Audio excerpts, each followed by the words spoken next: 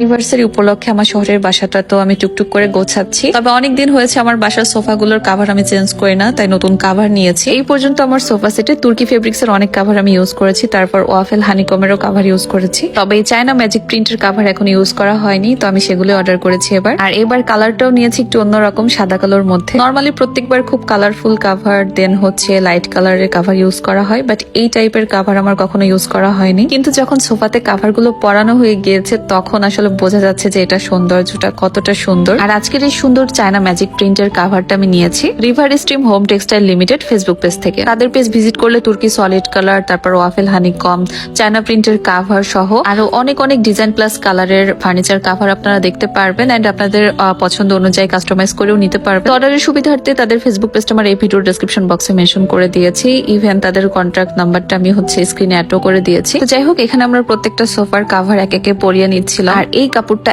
এত বেশি সফট কি আর বলবো, আর ফিটিংসও খুব সুন্দর ভাবে হয়েছে। কালারটা নিয়ে আমি অনেক বেশি কনফিউশনে ছিলাম, বাট পরানোর পরে আসলে অনেক বেশি সুন্দর লাগছে। সরাসরি দেখতে কিন্তু আরো বেশি সুন্দর লাগছে। আর তাদের পেজে কিন্তু একেবারে অরিজিনাল তুর্কি ফেব্রিক্স এর কাভার পাওয়া যায়। কাপড়, কোয়ালিটি, সেলাই সবকিছুই ভীষণ ভালো। তো কেমন লাগছে আমার নতুন সোফা কাভার অবশ্যই কিন্তু কমেন্ট করে জানাবেন আপনারা।